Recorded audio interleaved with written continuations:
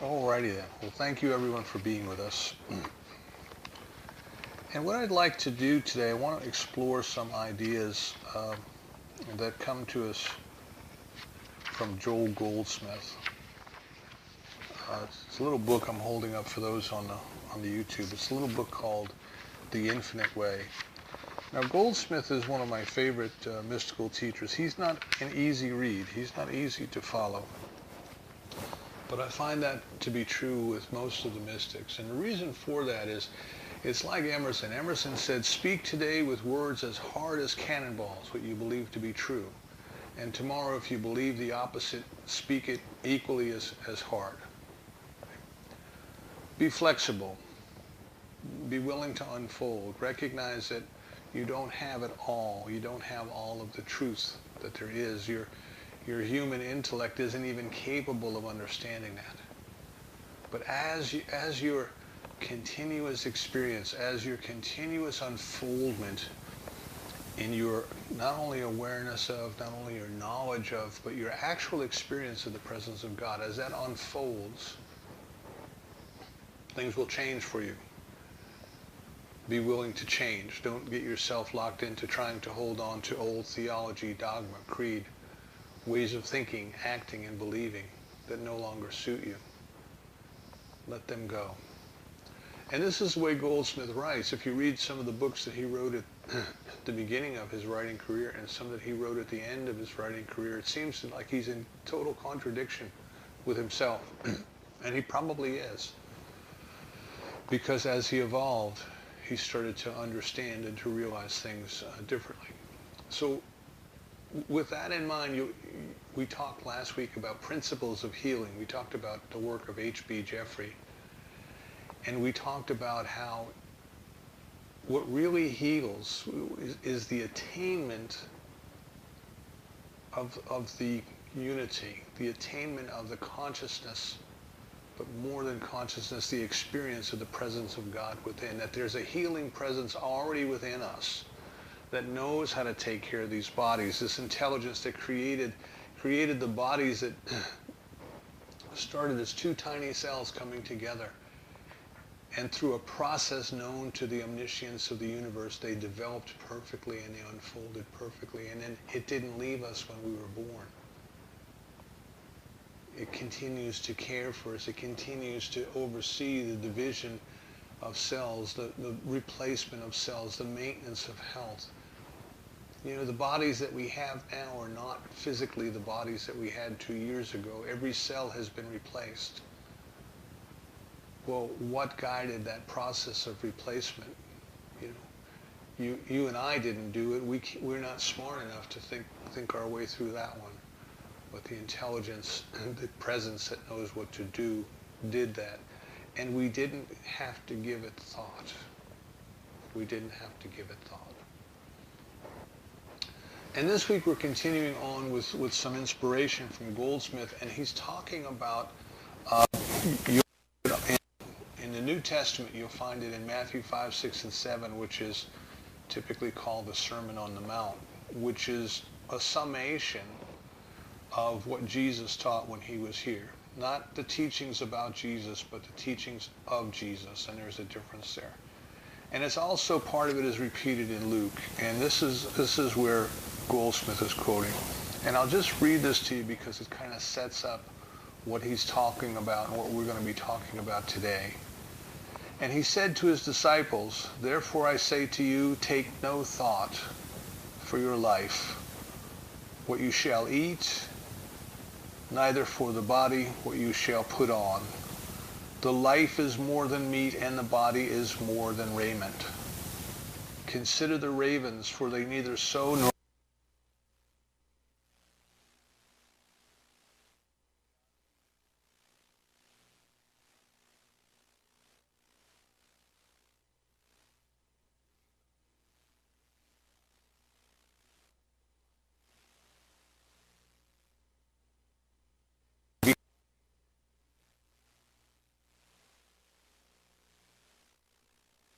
the rest. Consider the lilies, spin not. You that sow in all his glory was not arrayed like one of these. If then God can so clothe the grass, which is in the field and tomorrow is cast into the oven, how much more will he clothe you, O ye of little faith? And seek not what ye shall eat or what ye shall drink, neither be of doubtful mind. For all these things do the nation of the world seek after, and your Father knoweth that ye have need of these things. But rather seek ye the kingdom of God, and all these things will be added unto you. Fear not, little flock, for it is your Father's good pleasure to give you the kingdom. And that's what we want to talk about today. What in the world does this mean, take no thought? How can I possibly not take thought? You know, we've got bills to pay. We have to put food on the table. We've got work to go to. We have all of these different worldly things that we need to attend to while we are here on this planet Earth. And yet we're being told, take no thought, take no thought. And I want to go back to the 3 levels of consciousness that I keep talking about. We have kind of the orthodox or the fundamentalist level, or kind of the typical level that you find human beings in. And it's very rooted in materialism, and power is out there somewhere. The power is out somewhere away from us, and somehow we have to figure out how to get that power to give us what we want or what we need.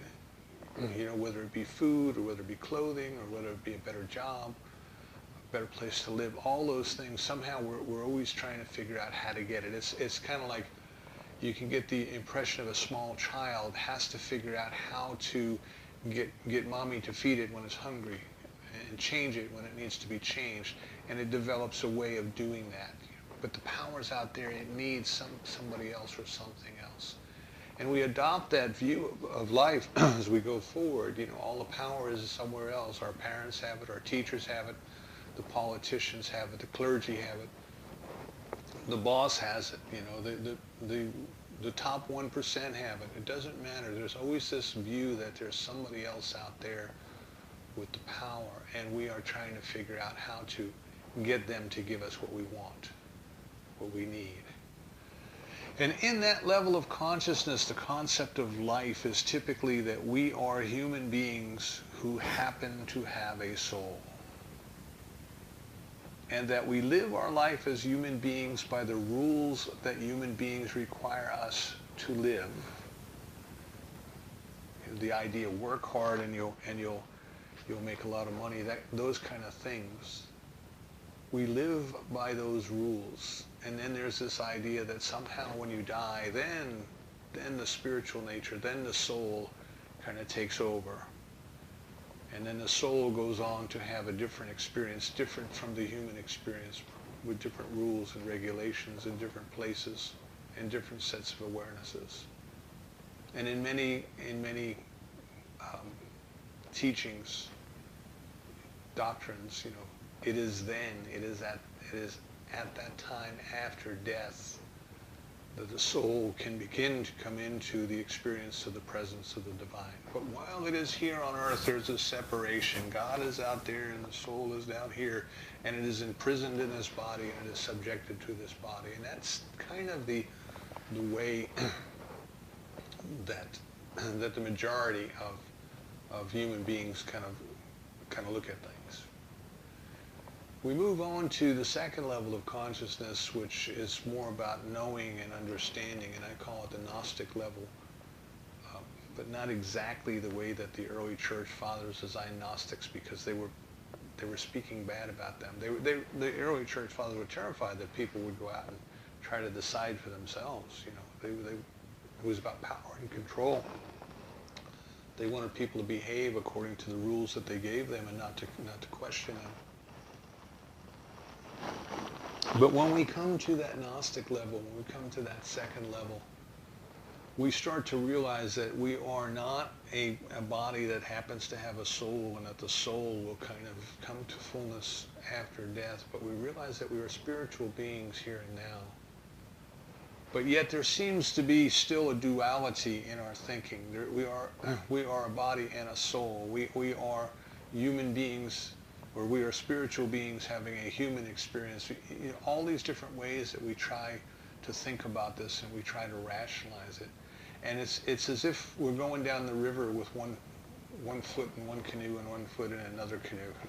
We used to use this analogy in change management all the time. We're trying to be spiritual and we're trying to be human both at the same time. And we can do that as long as the water is smooth, as long as there's no obstacles ahead of us. But if we're floating down the river with 1 foot in each canoe and all of a sudden we come to a rock or to a difficulty or to rough water, we have to make up our mind. We have to get either in one canoe or the other. And usually what we do is we go back to the old ways. We go back to the old ways of thinking and being. We go back to that level 1 way of thinking. We try to do what we know works. So we may believe that we are spiritual beings. We may believe that our work is an opportunity for spiritual expression. We may believe that the income that we receive doesn't have to be tied to the work that we do, but can come to us from many, many ways. And these are the kind of ideas that we start to get exposed to when we get to level 2. But goodness gracious, if suddenly we find ourselves out of work, then we go back to the old ways of trying to figure out what do we have to do, who do we have to know, how do we have to manufacture a job here so we can get something to work. And then, of course, the third level is the mystical level, and I needed to talk about that because Jeffrey stepped into that a time or two last week, and Goldsmith is writing from that position. We have to understand he's writing from that position of the mystical level of, I am not a human being, I am a spiritual being. And there is no separation between the two. That it is all spiritual. Even that which appears to be material is spiritual. The unformed energy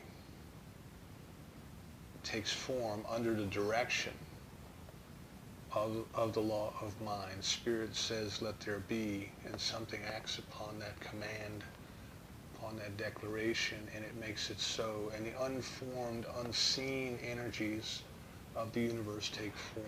So God says, let there be, and there is.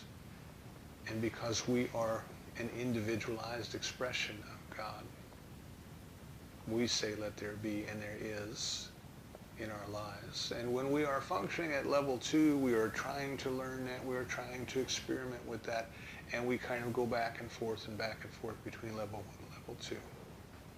At level 3, we have it. We take no thought. We don't have to try to apply our spiritual nature. We do not have to try to do work of spiritual work, if you will, in order to have things appear in our lives, the circumstances in our lives change. Things appear in our lives and they change in our lives because that is the very essence of who and what we are. And it is in this level, it's in this level of consciousness that I believe the words of Jesus are reflecting. It says, take no thought. Take no thought. And the opposite of that is, O ye of little faith. O ye of little faith. Take no thought. Now, Dr. Holmes tells us that faith is a knowing so certain. It is a knowing so certain that there's no doubt. You see, there's no worry. There's no thinking. It just is. So that the pairing in this passage, the pairing of take no thought and O ye of little faith are the perfect opposites, the perfect reflections. See, because when you truly know something, when you truly believe it, when you truly have it, you don't take thought. You don't worry. You don't doubt. You just accept completely that it is so. There's a power in the universe that acts upon that belief. And it makes it so. So for example, when you get out of bed in the morning, when the clock goes off, it doesn't occur to you to wonder whether or not gravity is going to work today. How is gravity going to work today? Do I need to prepare myself when I try to get out of bed? Do I need to do something in case gravity is not working? Do I need to do something so I don't float up to the ceiling? It would be silly for us to even think that way. And the reason it would be silly is there's nothing in us that doubts gravity. We take no thought about gravity. We don't worry about gravity. We don't try to pray gravity into operation in our lives. We have become so ingrained in the belief, the faith, the knowledge that knows no opposite, that gravity is and gravity does, that we never worry about it, see? And this is the concept of take no thought. Take no thought that I would like you to consider as we go into this discussion, as we continue this discussion. But how can that be? How can that be? Last week we talked about healing, and we said there's a principle within us that knows how to demonstrate itself as perfect health. And, excuse me, when we make our connection with it, when we have, as Jeffrey put it, when we have attained that consciousness of unity with the healing presence within,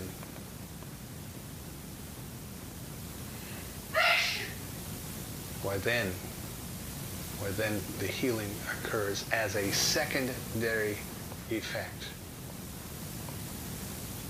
As a secondary effect. The healing is the effect.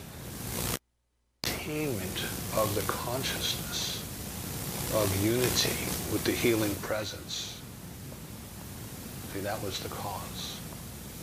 Goldsmith is telling us something similar here today when he's referring back to this passage. This is in his chapter called Supply. Now we have to kind of understand what he means by supply, or understand what the definition of supply is. And supply, the definition that I think applies to what he's talking about here, is supply is the provision of something that is necessary, that is required. The provision of something that is required. And what he's telling us is that supply is not money. Money is the effect of supply. And we get confused and we think that money is supply, and we think that, well, gee, if I had enough money, I would have enough supply. And then I would be able to do everything that I wanted to do. I would be able to afford everything that is required if I only had enough money. So let me go figure out how to make more money. Let me go figure out how to invest. Let me go figure out how to train for a better career. All of these things that we do functioning at level one, functioning at the human level, we do to work with the effect, to work with the money. But he's telling us that money is only an effect. It is not the cause. That the cause of the money, the materials, the goods, the services, the food, the things that are required. Jesus tells us the Father in heaven knows that you need these things, knows that you need these things. I want you to think about that for just a moment. How in the world could omniscience make us and clothe us in a body that requires food? How could the divine do that and not know that we needed to eat? It's impossible. It already provided the food that these bodies needed before the bodies were here. The divine has provided us with bodies that need to breathe. We need to take in the oxygen, and we need to let go of the carbon dioxide. And there's this perfect intelligence that is at work in the system of our bodies, in the function of our lungs, in the blood vessels. There's something at work that knows how to do that without you and I taking thought, without you and I worrying about it, without you and I thinking about it, without you and I praying about it. It just does what it is supposed to do. And before our little bodies were born, before our little bodies came into this earth, into this atmosphere, while our bodies were growing inside our mother's wombs, the omniscience of God was preparing our lungs to breathe. We were inhaling and exhaling the amniotic fluid, which strengthened our lungs. As our bodies went through the process of birth, our little lungs were squeezed together. As our body came down the birth canal, our lungs were squeezed together, and all of that fluid was pushed out. So that the moment this body entered the atmosphere, our little chests expanded, and we took in our first breath. A breath that was there before we were born, a breath that was waiting for us before we were born. The Father knows your needs. You have already been provided for. It is the Father's good pleasure to give you the kingdom. So, excuse me, we want to first of all get the feeling that if we were living life at level 1, if we were living life at the human level, then constantly taking thought about, we're constantly trying to figure out about these things. We're constantly worrying about these things. Where's my food going to come from? What happens if the price of food goes up? What happens if I lose my job? What happens if the next election, if such and such a party wins? And we're constantly caught up in the things at that level. We're constantly caught up in thought and in worry and in doubt and in analysis and trying to decide what action we should take or what action we should stop taking or how are we going to deal with that. And you see, I mean, this is what our news is all about. This is what our talk radio is all about. Spinning our wheels over and over and over and over again. And what Goldsmith is telling us is that we have to understand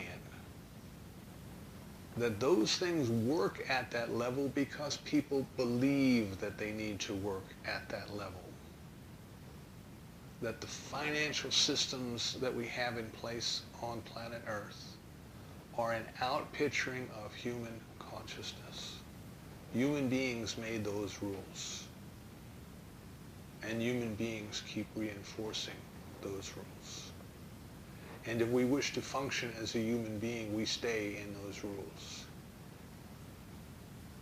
And what Goldsmith is asking us to consider is that they only work because there's already a principle of supply in place. There is already an intelligence of supply in place that is willing to work through us, that is willing to work for us, according to our belief in it. O ye of little faith, don't doubt it. So he gives us a perfect example, and Joel uses this example in several of his books. If you read his books, this example will keep coming up. And the example is that of an orange tree. He says, consider the oranges on the orange tree. Are they supply? Or are they the effect, the evidence of a principle of supply in operation? We can go and pick all of the oranges off of the tree. and more oranges will appear. Because the tree is connected to, it is an instrument of the principle of supply. And remember what we're talking about with supply, providing whatever is appropriate, whatever is required. And in the case of the orange tree, what is required is oranges. That's its purpose, to grow, to produce oranges. But even if we find an orange tree and it is completely bare, we know that the possibility of more oranges exists because it is connected to its principle of supply. It has roots that go down into the earth. It has branches that go forth into the air. It has leaves that know how to collect the sunlight and turn it into energy. There's a wisdom operating through that tree that knows how to draw up water and minerals and turn it into sap, and it knows how to move that sap up through the veins and out into the branches, and it knows how to produce flowers at the right time. And it knows how to produce these little green marbles, these little buds that form where the flowers were, and those little green buds then in turn produce oranges. You know, and the process that's at work there, it's not in the orange. I mean, you can take the orange and cut it apart. The orange doesn't produce more oranges. It produces seeds that'll produce more trees, but the orange doesn't produce more oranges. And you can cut the limb off of the orange tree, and you can take it home and you can nail it to your wall, and it won't grow more oranges. So it's not in the limb, not in the orange. You could take the trunk of the tree and you can cut it off at the base, and you can bring it in and you can stick it on the floor of your living room, and it won't grow more oranges because we have disconnected it from the source. We have disconnected it from the principle of supply that was ready, willing, and able to work through it and as it, as long as it wasn't interfered with, as long as it wasn't hampered in its operation. So what we want to consider then is that at level one, at the human level, there are human rules and human regulations and all sorts of things that are in play. And we have all been mesmerized by them, hypnotized by them. We have been brainwashed by them. We have been conditioned by them. And we have been told if you want food and if you want clothing and if you want wealth, what you need to do is you need to follow these rules. And in a large part, excuse me, let me get a drink here.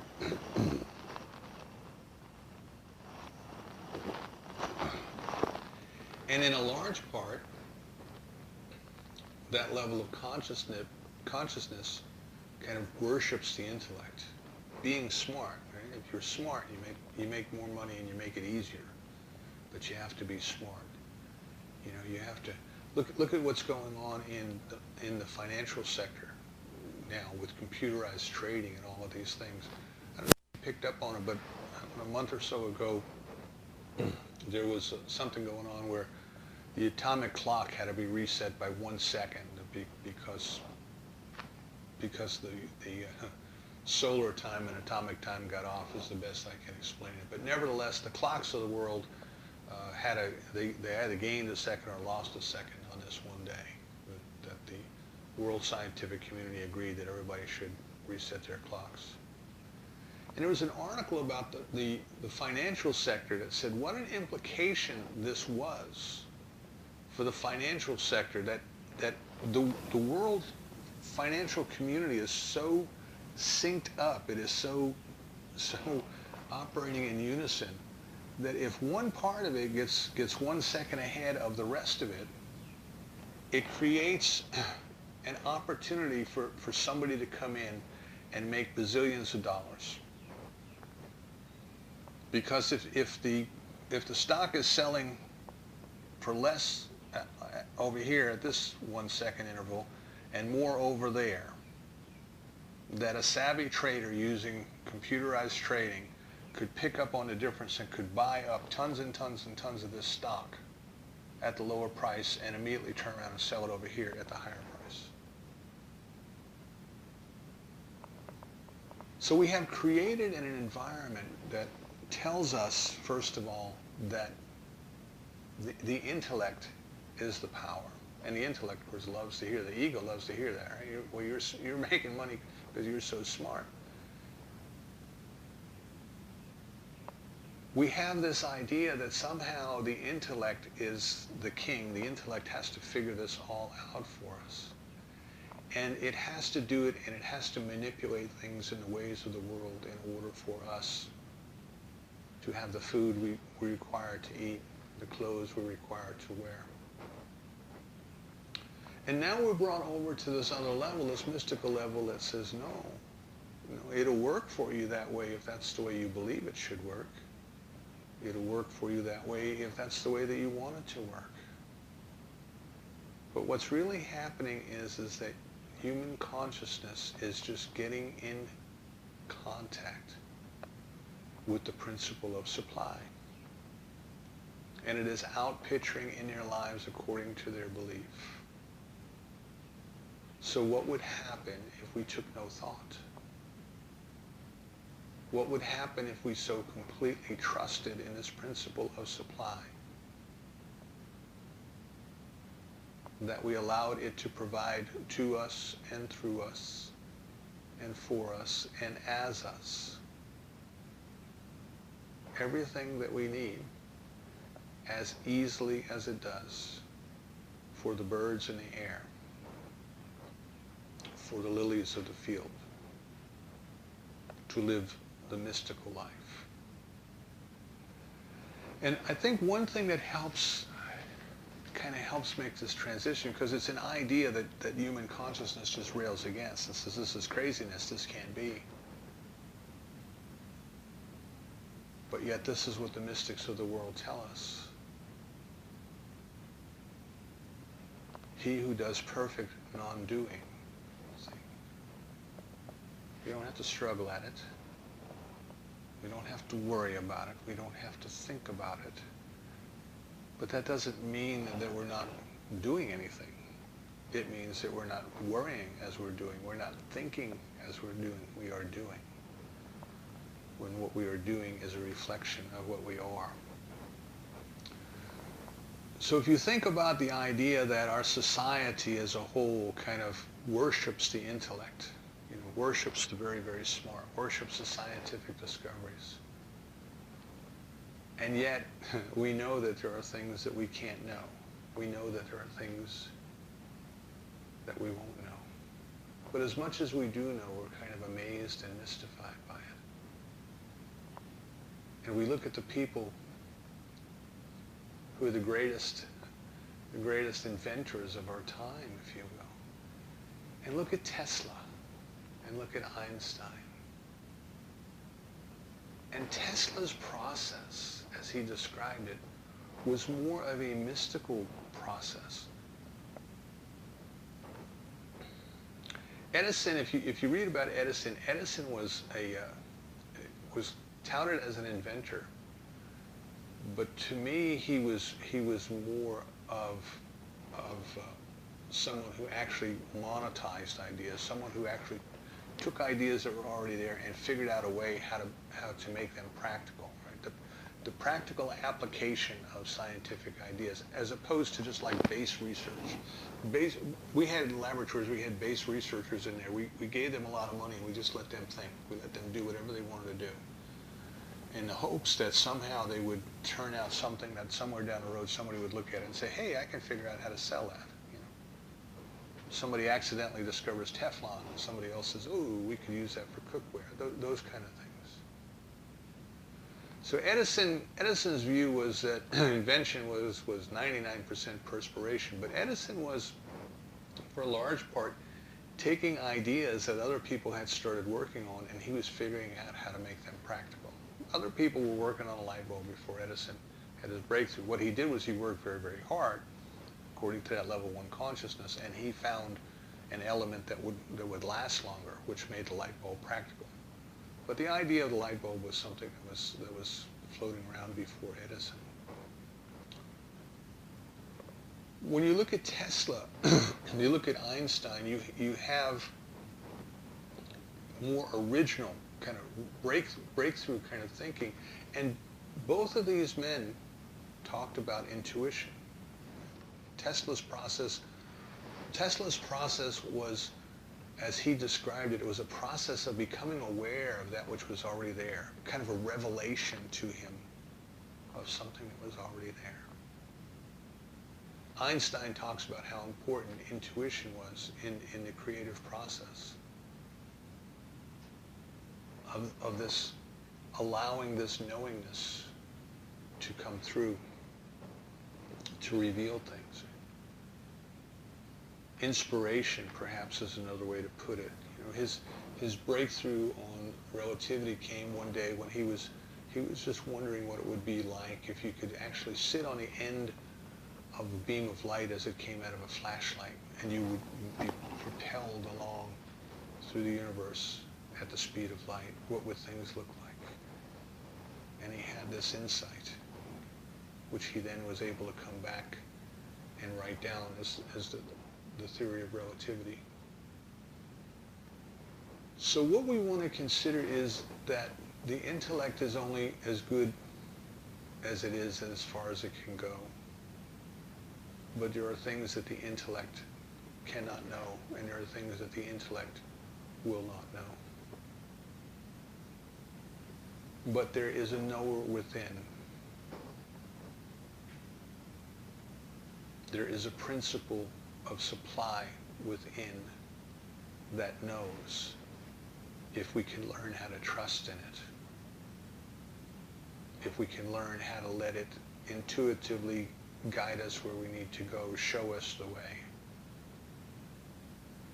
Kind of the manna from heaven idea in Exodus. What the people needed was there for them. And it was there when they needed it for them, and they couldn't hoard it. They had to use it that day. But it was being provided for them from a process that was beyond intellectual understanding. So what Goldsmith is telling us then is what this passage is inviting us to do is to get beyond thought. You know, the idea in the East of the ripples on the surface of the pond that keep us from seeing the gem that's beneath it. The idea from the Middle East to be still and know. That what we want to do is to take periods of time where we simply sit and commune with the divine for no particular purpose. Not asking for anything, not trying to tell God anything. You know, Goldsmith even jokes, you know, you can imagine somebody sitting here saying, God, you know, I need money to pay the rent, and God says, you're telling me? We're not trying to tell God anything. We are not trying to use the power of the universe for any particular purpose. That what we're trying to do in these moments is that which we are truly created for, our true purpose in life, which is to unfold consciousness, which is to come into a deeper connection with the presence of the divine. So the way that we do this is, of course, through our spiritual practice, through our prayer, through our meditation, through our treatment, but most especially through periods of time where, and for me, I get Dusty Springfield playing in the background. Sometimes it's Bay City Rollers. It depends on which era I'm in at the time. You remember the song, I Only Want to Be With You. I only want to be with you. Can we set aside time this week, as we go through this week together, can we set aside time where our spiritual practice is simply closing our eyes, simply letting our thought, letting our mind fall away, go into the period with a place of no thought, and take no thought. Take no thought for what we'll eat or what we'll wear or what we'll do or who we'll meet, but take no thought. And go into this meditation for no other purpose, than to experience the presence of God. See, as we said last week, the thing that heals is the attainment of the consciousness of the presence of God. What Goldsmith is telling us this week is that the supply that we experience in our lives is an effect of our conscious union with the principle of supply within. What we're coming to realize then is that our purpose for living is to move out of that level 1 consciousness, to move into that level 3 consciousness, to move into that realm of existence where we live life as freely and as easily as the birds in the sky and the lilies in the field, and we are cared for simply because we are connected to our source.